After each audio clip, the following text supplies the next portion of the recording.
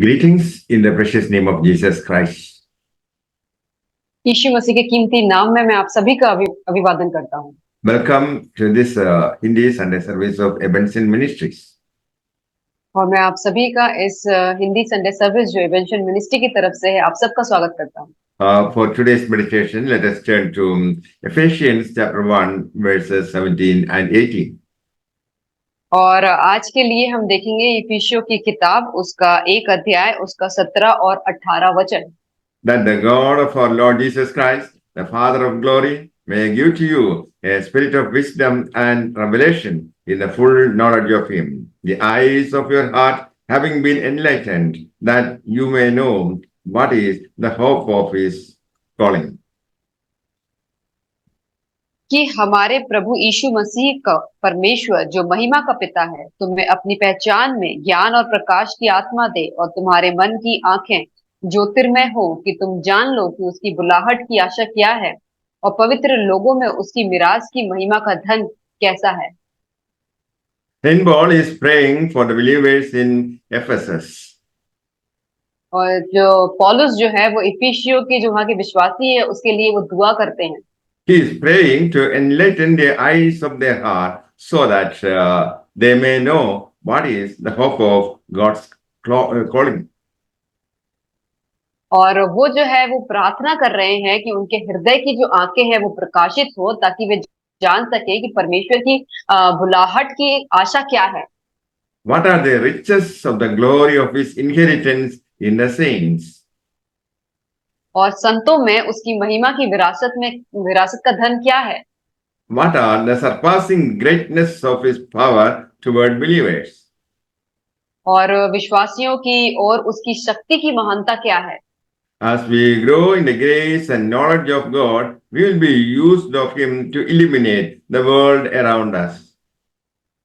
और जैसे जैसे हम परमेश्वर की कृपा और उसके ज्ञान में बढ़ते जाते हैं हम उसके द्वारा चारों ओर दुनिया को प्रकाशित करने के लिए उपयोग किए जाते हैं।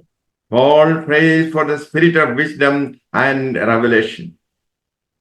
और पौलुस जो है वो आत्मा की बुद्धि और प्रकाशन के लिए प्रार्थना करते हैं। Man cannot have the knowledge of God apart from His spirit. और मनुष्य जो है परमेश्वर की आत्मा के बिना परमेश्वर का ज्ञान प्राप्त नहीं कर सकता। Apart from God's revelation of Himself to the Spirit, there can be no understanding of God at all. आत्मा को परमेश्वर के आत्मा के प्रति प्रकाश किए बिना परमेश्वर की और उसको समझना बहुत ही मुश्किल है। Disciples listened to the teachings of Jesus, but they did not understand until resurrection. और जो उसके यीशु मसीह के जो चेले थे उन्होंने परमेश्वर के वचन को सुना लेकिन जब परमेश्वर यीशु मसीह का जब तक पुनरुत्थान नहीं हो गया तब तक उसके वचन को वो समझ नहीं पाए। They had a revelation of the Spirit and preached the Holy Spirit inspired sermon.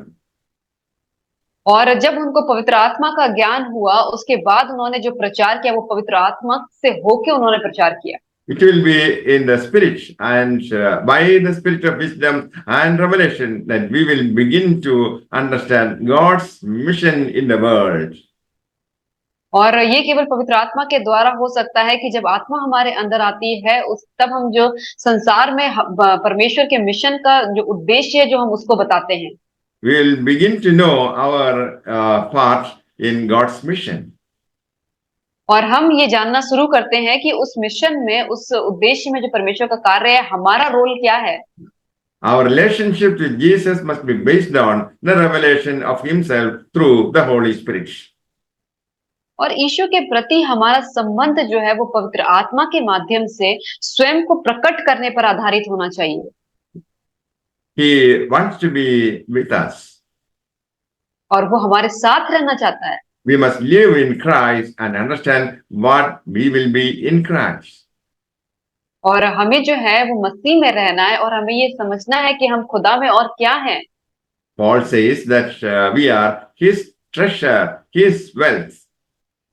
और पौलुस जो है वो कहता है कि हम उसके खजाने हैं, हम उसकी विरासत में मिली हुई चीजें हैं। We are His inheritance and have access to His mighty power, the resurrection power of God in Jesus Christ.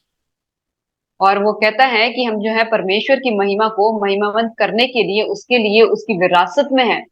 Through the Holy Spirit, we are united to Him by the power that God raised Jesus from the dead.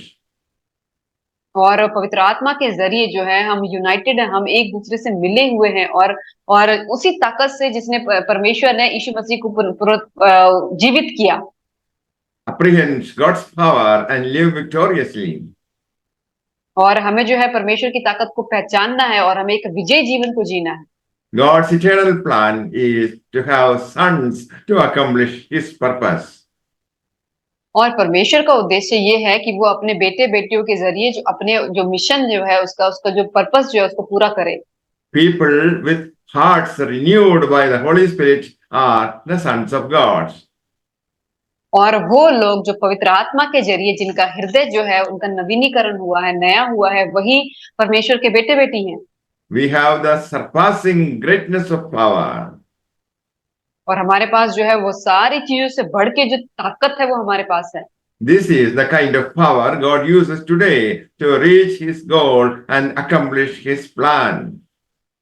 और ये वही ताकत है, ये वही power है जो खुदा आज इस्तेमाल करता है ताकि उसके मिशन को, उसके प्लान, उसके उद्देश्य को पूरा कर सके। God's calling is that we be like God, to be holy, without blemish and blameless.